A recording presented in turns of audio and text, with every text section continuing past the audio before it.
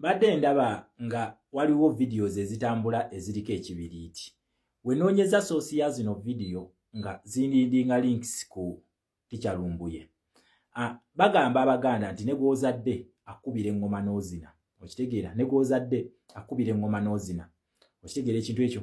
Bannange saagala tumisleadinge bantu. Teacher Lumbuye tomisleading abantu, especially stage eno gye tuliko eri so delicate. Njagala osooka owulirize ebigambo bino, then we mala ngenda kukuteerako video eri, then male nkubuulire kiki ekiriko, kubanga ebintu bya Tanzania n'ebya Uganda they are totally different. Nkiddamu, they are totally different. Mukomye video ez'ebibiriiti, mukomye video ez'amayinja. We are non-violent. Wulirize ebigambo bino, then nzije tweyongereyo. We are moral, we are non-violent, and we are disciplined. I want to thank you for maintaining the discipline. Keep improving it. Discipline can never be enough. Discipline can never be enough. Kati, obanga oli mu revolution ng'okkiririza mwoyo omusajja oyo ava okwogera nga ye revolution leader wo, nga okakasa nti ye president ku mutima ng'okikakasa ne mu bikolwa byo ng'okikakasa. Revolution leaders, they are always the commanders of this revolution. Era always for revolution tugendera ku kintu kye bayita command. Ebigambo bino oba element bweti mujewale. Wadde nti yayogeddwa teacher tumwagala era musomesa mulungi, naye maybe it was a slip of a tongue. Era mbadde nkusaba musajja Teacher Lumbuye otereezeemu ko mu bigambo ebyo wayogedde, otereezeemu nsaba busabi, otereeze mu bigambo ebyo because they are misleading. Bitujja ku mulamwa gwa revolution bibino. Nze nabwadde ekibiriiti abasigadde muyina enkola endala gye muyina okukola mu bintu bino. Bano abasajja bangu nnyo kubanga ffe tuli bayeekera bali ku social media abalaga obwenyi bwaffe tetugenda kukwata mmundu nga bo. No. Ekibiriiti kiri more expensive than a bullet. Ekibiriiti kiri more expensive than the bullet. Your presence, your participation in the revolution makes more sense. Njagala gwe muna Uganda yenayina yesobola. Let us support the Flagger campaign. The Flagger campaign. Naffe we tuba tufulumya information eno tusupporting ennyo Flagger kubanga bye bigambo ebyogerwa revolution leader era agamba nnyo tubere non-violent. Ebibiriiti, amayinja, amafuta, amajambia bigwa mu kintu kye bayita violent revolution mu kigwa. We cannot preach that. Njagala muna Uganda gwotegere enjawulo eriwo wakati wa revolution ye Tanzania ne ya Uganda. Tosobola kwata eno nga case study n'ogireeta wano kubanga bino ebintu bya njawulo nnyo. Lwaki? Njagala tunuulye ballot paper ya Tanzania. Ya Uganda bwetu weefaanana 2021 gye nkuleetedde. Lwaki ndeesi ya 2021 tewagenda kubawo njawulo y'amaanyi nnyo olw'ensonga nti favorite candidate waffe kwali ffe tugamba wolaba Manvuli wootiikinga. It is Manvuli versus Bass. His Excellency Kyagulanyi kwali kweno ballot paper eno kwali.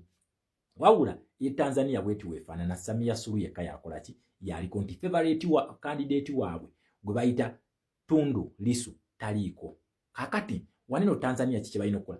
Enjiri Lissu gy'abadde nga preaching yanjawulo nnyo ku His Excellency Kyagulanyi. Lwaki? Lissu abadde abagamba muzire okulonda. Nkiddamu, abadde abagamba okulonda tukuzire senga reforms zibeera tezikoleddwa. Kitegeeza nti abaana bano always bomb message gye babadde balina oba ideology gye babadde batambulirako bagiyita ideology gye bayita Tundu Lissu gye babadde batambulirako ideology eno ebagamba etya teri kulonda senga reforms zibeera tezikoleddwa.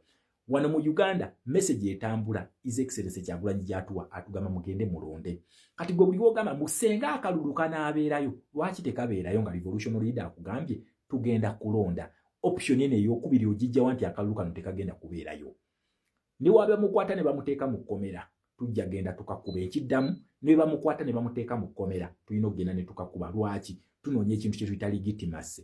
Nti omusibe gwe bakutte His Excellency Kyagulanyi bannansi gwe baagala bamulondeddeyo mu kkomera. Example case study nakugamba nze byenkusomesa always bibeerako examples. Senegal gitunuulire. Senegal kyali kitya? Okitegera nti baamulonda nga yalina mu kkomera. Okitegera ekintu ekyo. His Excellency for as long as tebamuggyeewo tebamusse, we have to go and vote. Okulaga international community ye favorite candidate waffe gwe tukoze ki gwe tulonze. Njagala tunuulire ne Uganda wennyini.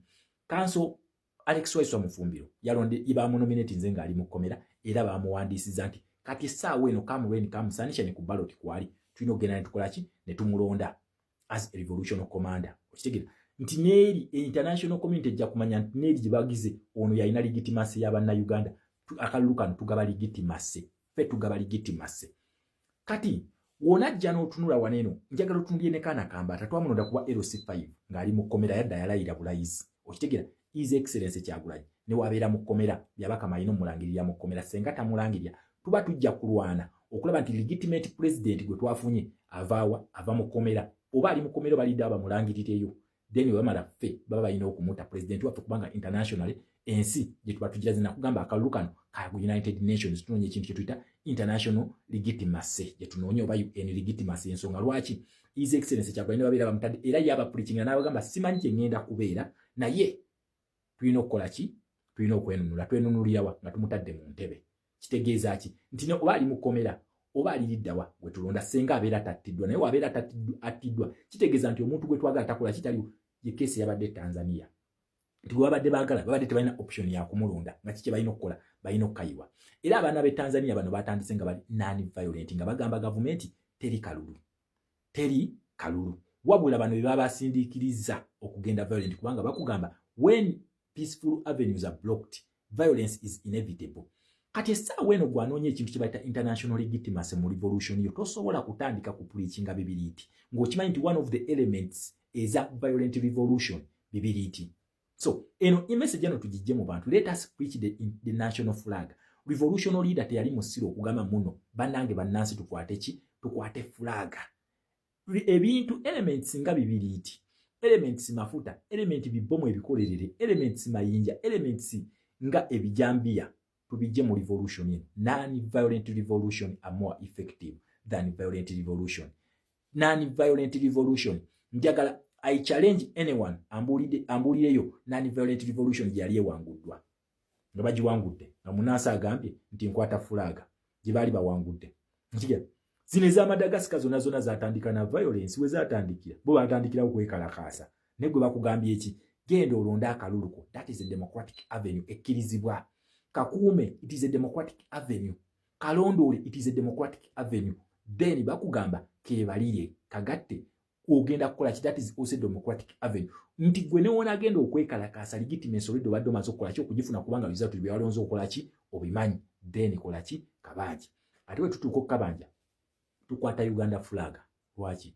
We are representing our country. Kigamba ki? Twetaaga kutaasa nsi yaffe. Okitegeera si musiru okugamba muno tukwate flag eno tabeera musiru bannange. Let us have a direction gye tuvugira abantu. Oba omuntu ajja nagamba nze ndeese kineno mu revolution buli omu si commander. Revolution ebeera ne direction yemu. One, it is a one way ticket. Ebeera nga ttano. Wogiyingira bwoti emabega bakumayo omuliro tosobola kuddayo mabega. Oyina kutambuliramu eyo ttano ng'okulembeddwa revolution commander. Wakugamba muno tusooke tuyimiriremu yabeera ayina kye yeekengedde.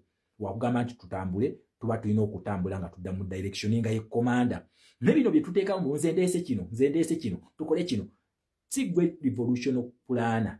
Teri revolution plan tutambulira ku plan ba strategy kubanga revolution etambulira ku ideology. Eya Uganda etambulira ku ideology gye bayita Kyagulanyi. Eya Tanzania yabadde etambulira ku ideology gye bayita Tundu Lissu. Ye yabagamba temulonda. Ye yali abimanyi strategy zagize. Yabagamba konti mugende mu Tanzania mukole ki yabagamba temulonda. Era abaana bano bazze nga bakimanyi nti teri kulonda tekwabaddeyo. Era ne ku polling station babadde bagezaako kugamba bannabwe temulonda bula poliisi yabatadde ku excessive force. Tundu Lissu n'ekibinja kye teba preaching akon buno mulwane mwoche biki nedda. Wabula ne international community sawa yalero okuba nti BBC zonna international media ziri ku side y'abajenzizi. Kitegeeza ki nti abaana bano batandise non-violently. Wabula poliisi yabasukumya okukola ki? Tebabi preaching ako bibiri tukokya Tanzania tebabi preaching ngako. So saagala tukozese gundi eziri muli ati tutandiko ziteeka mu banna Uganda naffe tuzi preaching. Ono omusajja asibaba muyoti tibali bakubagala kola bibomo ebikolere. Elements za bibomo ebikolere mulimu ekibiri. It is part of it. Nti okoleza n'okasuka. Okitegeera. So ye wabikola n'atandika okwatirako abaana baffe. Kitegeeza. So mbadde nsaba nnyo nga tusomese according to this revolution tubere guided by the revolutionary leader. Kyensaba ngenda kukomawo mu part 2. Kiddamu ngenda kukomawo mu part 2 naye nga mbadde nsaba information gy'wakoze ekyukemukko. Yes, okolemu correction abantu babuulire ekituufu. Tuleke ku misleading abantu. Tuyina okulonda kuba tufunira legitimacy. Okabanja tugenda kubeera non-violent.